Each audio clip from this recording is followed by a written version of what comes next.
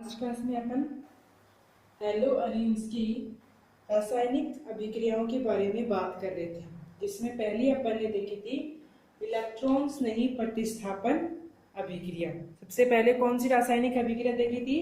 Electron स्नेही प्रतिस्थापन अभिक्रिया। अब दूसरी अपने को देखनी है धातुओं के साथ अभिक्रिया। दूसरी क्या देखेंगे? धातुओं के साथ अभिक्रिया। देख सकते हैं धातुओं से अभिक्रिया। कौन कौन से प्रकार की धातु के साथ किस किस प्रकार की अभिक्रिया करवाई जा सकती है? जैसे हैलोअल्केन्स में करवाई थी सोडियम धातु के साथ वुड्स रिएक्शन करवाई थी, ऐसे ही वुड्स अभिक्रिया करवाई थी। ऐसे ही हैलोअरीन्स में देखनी है धातु के साथ कौन सी प्रकार की अभिक्रिया हो सकती है। इसमें पहले अपन देखेंगे फिटिंग अभिक्रिया। क्या बोलेंगे? जिसका नाम दिया गया है फिटिंग अभिक्रिया। कौन सी बोल सकते हैं? फिटिंग अभिक्रिया अपन यहाँ पे देख के चलेंगे। धातु के साथ अभिक्रिया है, जैसे मान लेते हैं दो अल्कोहल हैलोअरीन्स अपन लेके चलेंगे X, और जैसे ही उसकी अभिक्रिया दो सोडियम धातु के साथ करवाई जाएगी। क्या लेके चलेंगे अपन? दो हैलोअरीन्स लेके चलेंगे जिसकी अभिक्रिया सोडियम धातु के साथ करवाई जाएगी। जैसे ही सोडियम धातु के साथ करवाई जाएगी, इधर से क्या होगा? NaX निकल जाएंगे, दो NaX ग्रुप निकल जाएंगे और दोनों बेंजीन रिंग एक साथ जुड़ जाएंगी। क्या होंगी? एक बेंजीन रिंग दूसरे बेंजीन रिंग से बंध बनाएगी, जिसको बोलेंगे बाइफेनिल का निर्माण वहां पे होगा। इसको बोल सकते किसका निर्माण होगा? बाइफेनिल का निर्माण वहां पे होगा।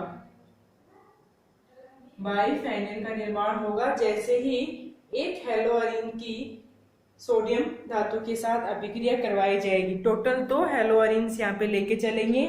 जैसे दो हैलोअरीन्स लेके चलेंगे, सोडियम के साथ हैलोजन निकल जाएगा और आपस में बंध बना के बाइफेनाइल का निर्माण ये करेंगे। किसकी उपस्थिति में बोल सकते हैं?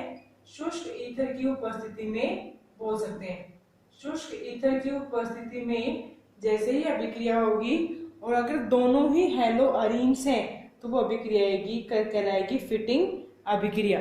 जैसे अपनी वुड्स अभिक्रिया क्या थी? अल्काइल हैलाइड या फिर हैलोअल्केन्स की सोडियम धातु के साथ अभिक्रिया थी, जहाँ पे दोनों ग्रुप कौन से थे? Alkyl halide. दोनों समूह कौन से थे? अल्किल हैलाइड थे।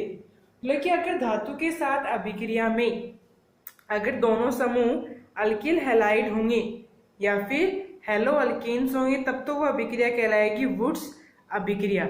लेकिन जैसे ही उन दोनों अल्किल हैलाइड या फिर हैलोअल्केन्स की जगह अगर हैलोअरीन्स आ जाए, बेंजीन रिंग के साथ अगर हैलोजन उपस्थित, तो दोनों ही क्या होंगी? हैलोअरीन्स अगर आएंगी सोडियम धातु के साथ शुष्क ईथर की उपस्थिति में अगर अभिक्रिया करेंगी, तो किसका निर्माण होगा? बाइफेनल। तो अभिक्रिया में अगर दोनों ही हैलोअरीन है तो वो कहलाएगी फिटिंग अभिक्रिया। अगर दो हैलोअरीन्स अगर सोडियम धातु के साथ अभिक्रिया करते हैं और बाइफेनाइल का निर्माण करते हैं तो क्या कहलाती है? फिटिंग अभिक्रिया वो कहलाती है। क्यों बोला कि अगर जैसे ये कौन सी थी? दोनों वहां पे अल्किल हैलाइड थे, 2Na के साथ अभिक्रिया की थी, दोनों अल्किल हैलाइड थे और अल्किल ग्रुप के बीच में बंध बना था। ये थी वुड्स अभिक्रिया। लेकिन बोला कि अगर एक अल्किल हैलाइड हो या फिर हैलोअल्केन हो और वो सोडियम के साथ अभिक्रिया करे दूसरे हैलोअरीन के साथ, इसके साथ बोल सकते हैं दो अल्काइल ग्रुप उपस्थित हैं हैलोअल्केन्स में, तो बोल सकते हैं एक तो क्या हो?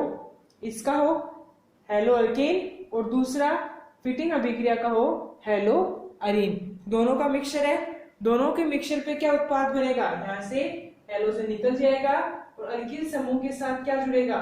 बेंजीन समूह यहाँ पे जुड़ेगा। तो अगर ओनली बेंजीन होते दोनों, तब तो फिटिंग अभिक्रिया, दोनों अल्किल समूह होते तो वुड्स अभिक्रिया। लेकिन एक अल्किल समूह और एक बेंजीन समूह, दोनों का मिक्सचर है तो नाम भी क्या होगा? मिक्सचर में आएगा। तो अभिक्रिया कौन सी होगी? वाली वुड्स फिटिंग अभिक्रिया। दोनों का मिक्सचर है तो नाम आ जाएगा वुड्स फिटिंग अभिक्रिया। तो ये भी एक प्रकार की रासायनिक अभिक्रिया है जो किसके साथ है, धातुओं से अभिक्रिया।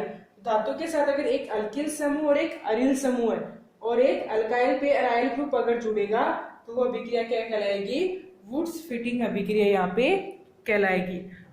तो इसमें हेलो अल्केन्स में अपन ने वुड्स अभिक्रिया देखी थी और हेलो अरेन्स में फिटिंग अभिक्रिया और वुड्स फिटिंग अभिक्रिया अपन देख सकते हैं जब अगर कोई भी इसकी बोल सकते हैं अभिकारक की अभिक्रिया धातु के साथ होगी। तो अब नेक्स्ट बोला कि सोडियम के अलावा अगर कॉपर धातु के साथ अभिक्रिया हो, बोल सकते हैं अगर हेलो अरेन्स में अगर कॉपर धातु के साथ अभिक्रिया हो तो उत्पाद क्या बनेगा, सेम ही उत्पाद बनेगा। सिर्फ यहाँ पे क्या बोल रहा है कि अगर ओनली सोडियम की जगह क्या उपस्थित हो, कॉपर धातु अगर उपस्थित है, दो फिर हेलो अरेन्स है, बेंजीन पे हेलोजन ग्रुप, दोनों हेलो अरेन्स में अगर कॉपर की उपस्थिति में कौन सी धातु, कॉपर की उपस्थिति में अगर अभिक्रिया हो रही है तो प्रोडक्ट तो उत्पाद तो वही बनेगा बाइफिनाइल, लेकिन अभिक्रिया क्या बोल सकते हैं इसको, उस्मान अभिक्रिया कहलाएगी। अगर कॉपर उपस्थित है तब कौन सी होगी, उस्मान अभिक्रिया। अगर इसी जगह सोडियम होता, Na होता तो फिटिंग अभिक्रिया, और अगर कॉपर है तो कौन सी आ जाएगी, उस्मान अभिक्रिया इसको बोला जाएगा। तो ये हो गई तीसरी प्रकार की धातुओं से अभिक्रिया। दो प्रकार से है तो सोडियम लेके चलेंगे तो फिटिंग अभिक्रिया, अगर इस प्रकार से सोडियम है तो वुड्स फिटिंग अभिक्रिया, अगर इस सोडियम की जगह कॉपर है, कॉपर की उपस्थिति में अगर बाइफिनाइल बन रहा है तो कौन सी अभिक्रिया कहलाएगी, उस्मान अभिक्रिया वो कहलाएगी। बोले कि अगर तीसरे प्रकार के से करेंगे अगर मैग्नीशियम धातु के साथ, किसके साथ अभिक्रिया करेंगे, मैग्नीशियम धातु से अभिक्रिया। तो लास्ट टाइम भी बताया गया था अगर मैग्नीशियम धातु के साथ अभिक्रिया होगी तो ग्रिग्नार्ड अभिकर्मक का निर्माण वहां पे होगा। इसका निर्माण होगा, ग्रिग्नार्ड अभिकर्मक का निर्माण वहां पे होगा। तो अपन देखेंगे कैसे उसका निर्माण हो सकता है। लेकिन जैसे ही हेलो अरेन्स है, हेलो अरेन्स में मान लेते हैं बेंजीन पे क्लोरीन अपन लेके चल रहे हैं, तो उसकी अभिक्रिया जैसे ही मैग्नीशियम के साथ करवाई जाएगी CCl4 की उपस्थिति में, किसकी उपस्थिति में बोल सकते हैं, CCl4 की उपस्थिति में जैसे ही benzene chloride, chlorobenzene haloarenes है, क्लोरोबेंजीन की अभिक्रिया जैसे ही मैग्नीशियम के साथ करवाई जाएगी CCl4 की उपस्थिति में और ताप दिया जाएगा तो क्या बोल सकते हैं, यहाँ पे क्लोरीन और कार्बन के बीच में क्या आ जाएगा, Mg, और आ जाएगा Cl। तो कौन सा आ गया, R समूह हो गया, मैग्नीशियम और क्लोरीन, या तो हो सकता है RMgX ग्रिग्नार्ड अभिकर्मक की भांति कार्य करता है, या फिर ARMgX, AR मतलब एरोमेटिक ग्रुप बेंजीन रिंग, और R मतलब अल्किल समूह CH3 C2H5 कोई भी समूह यहाँ पे आ जाएगा। तो ARMgX किसकी भांति कार्य करता है, ग्रिग्नार्ड अभिकर्मक की भांति कार्य करता है। बोले कि जैसे ही हेलो अरेन्स की अभिक्रिया या फिर क्लोरोबेंजीन की अभिक्रिया जैसे ही मैग्नीशियम के साथ करवाई जाएगी तो किसका निर्माण होगा, फेनिल मैग्नीशियम क्लोराइड का निर्माण यहाँ पे होगा। क्या बोल सकते हैं, फिनाइल ग्रुप मैग्नीशियम Mg के लिए और फिर क्लोराइड, फेनिल मैग्नीशियम क्लोराइड का निर्माण यहाँ पे होगा जो एज ए ग्रिग्नार्ड अभिकर्मक की भांति कार्य करेगा। ऐसे अगर क्लोरीन की जगह क्या आ सकता था, ब्रोमीन आ सकता था या फिर आयोडीन। जैसे ही मैग्नीशियम के साथ CCl4 की उपस्थिति में अभिक्रिया करेगा क्या आ जाएगा, MgBr। कौन सा अभिकर्मक बन जाएगा, कौन सा उत्पाद बन गया, फेनिल मैग्नीशियम ब्रोमाइड का निर्माण यहाँ पे होगा जो किसकी भांति कार्य करेगा, ग्रिग्नार्ड अभिकर्मक की भांति कार्य करेगा। और सेम अभिक्रिया अपन THF की उपस्थिति में भी देख सकते हैं। THF होता है टेट्राहाइड्रोफ्यूरिन। क्या बोल सकते हैं, अगर अभिक्रिया दोबारा अगर Cl के साथ करवाई जाए, मान लेते हैं यहाँ पे Cl उपस्थित है, वहां पे मैग्नीशियम लगाना है, किसकी उपस्थिति में, THF की उपस्थिति में भी रिएक्शन कर सकते हैं। टेट्राहाइड्रोफ्यूरिन, फ्यूरिन होता है, जैसे यहाँ पे डबल बॉन्ड होता है वो होता है फ्यूरिन। 5 मेंबर रिंग में ऑक्सीजन के साथ प्रेजेंट है वो होता है फ्यूरिन। लेकिन जैसे ही इन डबल बॉन्ड की जगह क्या आ जाए, हाइड्रोजन आ जाए, तो क्या आ जाएगा, टेट्राहाइड्रोफ्यूरिन, ये कहलाता है टीएचएफ। टीएचएफ की प्रेजेंस में भी मैग्नीशियम के साथ रिएक्शन कर सकते हैं और क्या बनेगा यहाँ पे, MgCl का फॉर्मेशन या फिर निर्माण यहाँ पे होगा। तो ग्रिग्नार्ड अभिकर्मक का निर्माण अपन CCl4 और THF की उपस्थिति में करवा सकते हैं। और जैसे ही मैग्नीशियम धातु के साथ अभिक्रिया होगी, इसका निर्माण होगा, हमेशा ग्रिग्नार्ड अभिकर्मक का निर्माण यहाँ पे होगा। तो ये दूसरी प्रकार की रासायनिक अभिक्रिया, धातुओं से अभिक्रिया। अब थर्ड अपने को देखना है अपचयन। कौन सा देखेंगे, अपचयन। अपचयन में क्या दिया, तो हाइड्रोजन का जुड़ना होता है या फिर हैलोजन्स का निकलना। तो यहाँ पे हैलोजन की जगह क्या जुड़ जाएगा, हाइड्रोजन जुड़ जाएगा। तो जैसे ही हेलोबेंजीन या फिर क्लोरोबेंजीन अपन लेके चलेंगे, थर्ड प्रकार की रासायनिक अभिक्रिया अपन देखेंगे अपचयन।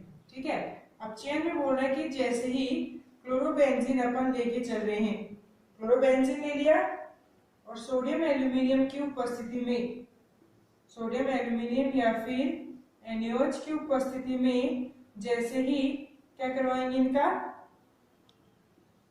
अपचयन करवाएंगे, तो यहाँ से Cl निकलेगा और इस Cl की जगह क्या जुड़ेगा, हाइड्रोजन। तो क्लोरोबेंजीन किसमें परिवर्तित हो जाएगा, बेंजीन के अंदर कन्वर्ट हो जाएगा।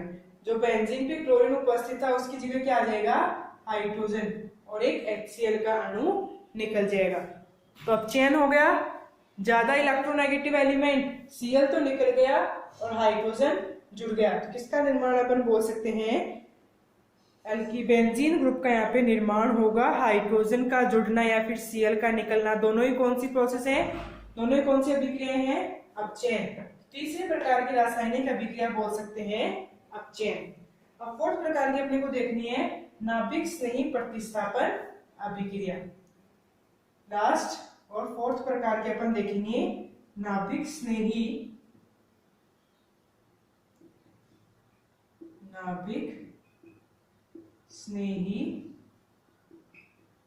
प्रतिस्थापन अभिक्रिया।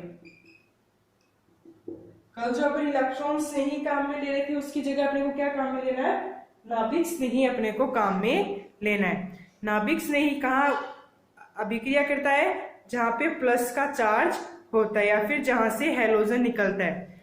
जैसे अपन ने हेलो अल्केन्स में देखा था नाभिक स्नेही, हेलो अल्केन्स में दो प्रकार से देखा था, SN1 और SN2।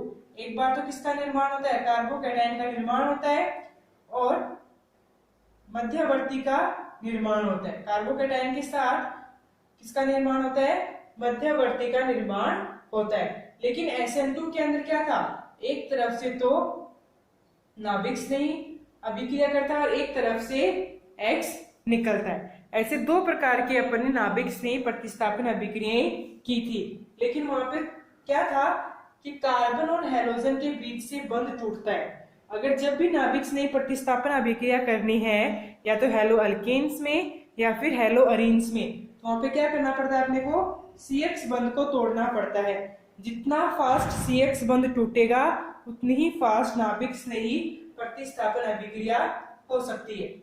लेकिन जैसे ही अपन ने हेलो अरीन्स स्टार्ट किया था, वहां पे अपन ने CX बंध की प्रकृति देखी थी। जैसे ही CX बंध की प्रकृति देखी थी, अनुनादी संरचनाएं बनी थी। उस संरचना में अपने को पता चला था कुछ टाइम के लिए यहाँ पे क्या आता है, द्विबंध उपस्थित होता है। क्या बोल सकते हैं यहाँ पे, आंशिक द्विबंध उपस्थित होता है बेंजीन और हैलोजन के बीच में। तो अगर बेंजीन और हैलोजन के बीच में द्विबंध उपस्थित है तो इजीली ये बंध अपन तोड़ नहीं सकते।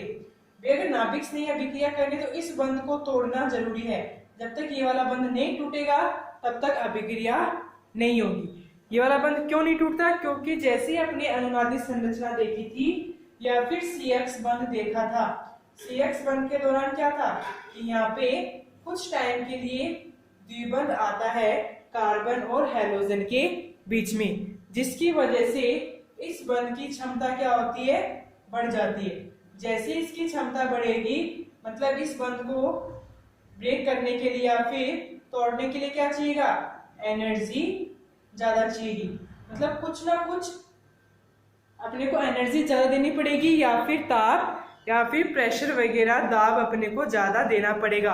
अगर ताप और दाब की अधिकता होगी, ताप या फिर दाब की अधिकता होगी, तभी ये बंध टूट सकता है और नाभिक स्नेही प्रतिस्थापन अभिक्रियाएं हो सकती हैं। अन्यथा नॉर्मल कंडीशंस में, नॉर्मल स्थिति में ये वाली नाभिक स्नेही अभिक्रियाएं नहीं होंगी, क्योंकि नॉर्मल कंडीशन में ये बंध नहीं टूटेगा। अगर बंध नहीं टूटेगा तो कार्बोकैटायन नहीं बनेगा, भी जैसे ये हैलोजन नहीं निकलेगा, यहाँ पे पॉजिटिव नहीं बनेगा, और जब तक पॉजिटिव नहीं बनेगा नाभिक स्नेही उसके ऊपर अभिक्रिया नहीं कर सकता। इसीलिए अगर हैलोअरीन्स में नाभिक स्नेही प्रतिस्थापन अभिक्रियाएं करवानी है, ताप और दाब की अधिकता अपने को रखनी पड़ेगी। या तो ताप और दाब की अधिकता रखनी पड़ेगी, या फिर जिस बेंजीन पे या फिर जिस अभिकारक पे अभिक्रिया करवानी है उस पे अगर इलेक्ट्रॉन खींचने वाला, क्या बोल सकते हैं, इलेक्ट्रॉन ग्रहण करने वाला अगर कोई समूह उपस्थित हो, क्या बोल सकते हैं, इलेक्ट्रॉन ग्राही समूह अगर उपस्थित हो, मतलब कि जिस समूह पे या फिर जिस अभिकारक पे अपने को नाभिक स्नेही प्रतिस्थापन अभिक्रिया करवानी है, या तो उसकी ताप और दाब की अधिकता अपने को रखनी पड़ेगी अभिक्रिया के दौरान, या फिर उस समूह पे जिसकी अभिक्रिया अपनी करवानी है उस अभिकारक पे क्या जोड़ दिया अपन, इलेक्ट्रॉन ग्राही समूह अगर लगाया दिया जाता है। जैसे इलेक्ट्रॉन ग्राही समूह लगाया जाएगा तो इलेक्ट्रॉन की कमी आएगी, और जैसे इलेक्ट्रॉन की कमी आएगी नाभिक स्नेही अपनी अभिक्रिया दिखा सकता है। जितने ज्यादा इलेक्ट्रॉन ग्राही समूह होंगे उतनी ही फास्ट अभिक्रिया होगी। यहाँ पे एक था, यहाँ पे 2 इलेक्ट्रॉन ग्राही है, और ऐसे ही क्या आ सकता है, 3 इलेक्ट्रॉन ग्राही समूह अगर उपस्थित हैं तो सबसे फास्ट, सबसे तीव्र गति के साथ अभिक्रिया कौन करेगा, जिसपे सबसे ज्यादा इलेक्ट्रॉन ग्राही समूह उपस्थित है। अगर एक भी इलेक्ट्रॉन ग्राही समूह उपस्थित है हेलोबेंजीन पे तो ताप और दाब की अधिकता की जरूरत नहीं है। लेकिन अगर इलेक्ट्रॉन ग्राही समूह उपस्थित नहीं है तो नाभिक स्नेही प्रतिस्थापन करने के लिए ताप और दाब की अधिकता अपने को बहुत जरूरी है। तो आप देखेंगे भी कैसे बिना इलेक्ट्रॉन ग्राही की अभिक्रिया हो सकती है, या फिर कैसे अगर इलेक्ट्रॉन ग्राही उपस्थित है तो कैसी अभिक्रिया उसकी हो सकती है। जैसे सबसे पहले अभिक्रिया अपन लेके चलेंगे बिना इलेक्ट्रॉन ग्राही समूह की, या फिर बोल सकते हैं इलेक्ट्रॉन ग्राही समूह की अनुपस्थिति में नाभिक स्नेही प्रतिस्थापन अभिक्रियाएं कैसे हो सकती हैं। एक एक एग्जांपल लेके देखेंगे कैसे पूरी अभिक्रिया हो सकती है। ठीक है, तो देखिए जैसे ही 2 क्लोरोबेंजीन अपन लेके चल रहे हैं, ठीक है, अगर 2 क्लोरोबेंजीन अपन लेके चल रहे हैं और कंडीशन दी है 2NH3 और कॉपर ऑक्साइड। अपने को पता है NH3 में क्या है, NH3 में H पॉजिटिव क्या बनता है, एक H पॉजिटिव बनता है और एक NH2 नेगेटिव बनता है, और ये कहाँ अटैक करता है, नाभिक स्नेही की बात है। ये कौन सा समूह हो गया, नाभिक स्नेही हो गया, और कहाँ अभिक्रिया करेगा, जहां से Cl निकलेगा। लेकिन अगर यहाँ पे कोई भी ताप और दाब नहीं दिखाई दे रहा है, अगर सिर्फ इतनी सी कंडीशन लेके चलेंगे तो आगे की अभिक्रिया नहीं होगी, कोई भी उत्पाद नहीं बनेगा, क्योंकि यहाँ पे क्या उपस्थित है, आंशिक द्विबंध उपस्थित है, जो क्या होता है, एक प्रबल बंध होता है। ठीक है, लेकिन जैसे ही यहाँ पे कितना, अगर मान लो 473 केल्विन ताप अपन ने दिया है, कितना ताप दिया है, 473 केल्विन अगर ताप देंगे तो क्या होगी, अभिक्रिया हो जाएगी, और Cl की जगह क्या जुड़ जाएगा, NH2 समूह जुड़ जाएगा, और साथ में एक H इसका और एक Cl, HCl निकल जाएगा। तो अगर ये ताप नहीं होता तो कोई अभिक्रिया नहीं होती, लेकिन अगर ताप दे रखा है तो उत्पाद का निर्माण यहाँ पे होगा। NH2 नाभिक स्नेही की भांति कार्य कर रहा है, H पॉजिटिव और NH2 नेगेटिव, नाभिक स्नेही जैसे ताप दिया, नाभिक स्नेही ने Cl को हटा दिया और खुद की अभिक्रिया करके नए उत्पाद का निर्माण किया, जिसको बोला जाता है एनिलीन। ऐसे ही अगर यहाँ पे ले सकते हैं, वही 2 क्लोरीन क्लोरोबेंजीन है, क्लोरोबेंजीन की अभिक्रिया जैसे 2AgCN के साथ करवाई जाएगी। जब तक 475 केल्विन ताप नहीं देंगे, Cn ऐसे नाभिक स्नेही की भांति Cl को हटा के बेंजीन रिंग पे नहीं जुड़ सकता। लेकिन जैसे ही ताप दे दिया, अभिक्रिया हो जाएगी और 2AgCl यहाँ पे निकल जाएगा। यहाँ पे 2HCl निकल जाएंगे और यहाँ से 2AgCl निकल जाएगा। तो कौन सी प्रकार की अभिक्रिया होगी?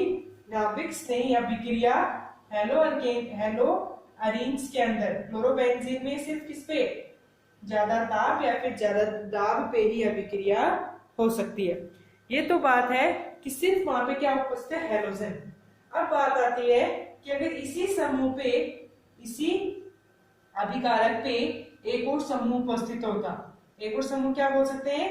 अगर इलेक्ट्रॉन ग्राही समूह अगर उपस्थित होता तो क्या कंडीशन अपने को चाहिए या फिर क्या क्या सिचुएशन अपने को चाहिए? जैसे बोल रहे हैं कि यही अभिक्रिया अगर NO2 की उपस्थिति हो इसी समूह पे, क्या अभिकारक पे, अभी तक अभिकारक कितना था? बिना NO2 के था। अब क्या है? अगर इलेक्ट्रॉन ग्राही उसी समूह पे उपस्थित है, सेम अभिक्रिया करनी है, NaOH, Na पॉजिटिव बनता है, OH नेगेटिव। OH नेगेटिव किसकी भांति कार्य करेगा? नाभिक स्नेही की भांति कार्य करेगा। तो ये पूरी अभिक्रिया लगभग 400 केल्विन टेम्परेचर पे ही, ताप पे ही क्या हो जाएगी? कंप्लीट हो जाएगी, क्योंकि यहाँ पे क्या उपस्थित है? इलेक्ट्रॉन ग्राही समूह यहाँ पे उपस्थित है। अभी तो एक ही उपस्थित था, जैसे जैसे इलेक्ट्रॉन ग्राही समूह की संख्या बढ़ती जाती है वैसे वैसे ताप की मात्रा घटती जाती है। जैसे अभी एक था, ऐसे ही अगर 2 NO2 उपस्थित हो, एक ऑर्थो पे एक पैरा पे Cl के साथ, सेम अभिक्रिया अगर NaOH के साथ करवानी है, 2 इलेक्ट्रॉन ग्राही हो गए, NaOH के साथ अभिक्रिया करवानी है, तो सेम क्या बोल सकते हैं? सेम अभिक्रिया 370 केल्विन ताप पे हो सकती है। 370 केल्विन ताप पे हो सकती है, क्योंकि यहाँ पे कितने? 2 इलेक्ट्रॉन ग्राही समूह उपस्थित हैं। जैसे ही यहाँ पे क्या आ जाएगा? OH आ जाएगा NaOH का, ये NO2 और ये NO2। लेकिन बोला कि अगर 3 इलेक्ट्रॉन ग्राही समूह उपस्थित हो, ताप का मान और भी कम हो जाएगा, मतलब 370 से भी कम ताप पे अभिक्रिया हो सकती है। जैसे क्या होगा? NaOH के साथ अभिक्रिया करवाएंगे तो लगभग नॉर्मल अपन क्या बोल सकते हैं? जो अपना रूम टेम्परेचर होता है, रूम टेम्परेचर बोल सकते हैं, या फिर कमरे के ताप पर। रूम टेम्परेचर मतलब नॉर्मल अभी जो टेम्परेचर प्रेजेंट है, ना तो उसको हीट, ज्यादा हीट उसको या फिर ज्यादा ताप उसको नहीं देनी पड़ेगी, नॉर्मल स्थिति में ही अभिक्रिया हो जाएगी। तो यहाँ पे क्या आ जाएगा? OH जुड़ जाएगा बिना कोई ताप दी। लेकिन अगर यही अभिक्रिया, ये तो हो गई इतनी अभिक्रिया, जैसे जैसे इलेक्ट्रॉन ग्राही समूह बढ़ते जाएंगे वैसे वैसे अभिक्रिया पर ताप की मात्रा क्या होती जाएगी? घटती जाएगी। लेकिन जैसे अगर ये वाले समूह नहीं होते, अगर समूह नहीं होते तो ये अभिक्रिया पॉसिबल नहीं थी, क्योंकि यहाँ पे क्या आता है? कुछ समय के लिए आंशिक द्विबंध यहाँ पे आता है। तो ये आपकी अलग अलग प्रकार की नाभिक स्नेही प्रतिस्थापन अभिक्रिया, या फिर बोल सकते हैं 4 प्रकार की रासायनिक अभिक्रिया हेलो अरीन्स की। अब नेक्स्ट में अपन देख रहे हैं कि भी जो हैलोजन है, हैलोजन के अलग अलग प्रकार के जो यौगिक हैं उनकी क्रियाशीलता का क्रम क्या है और किस बेसिस पे उनकी क्रियाशीलता का क्रम बताया जा सकता है, वो अपन देखेंगे नेक्स्ट क्लास में। आज के लिए इतना ही। टोटल आपकी रासायनिक अभिक्रियाएं कंप्लीट हो गई।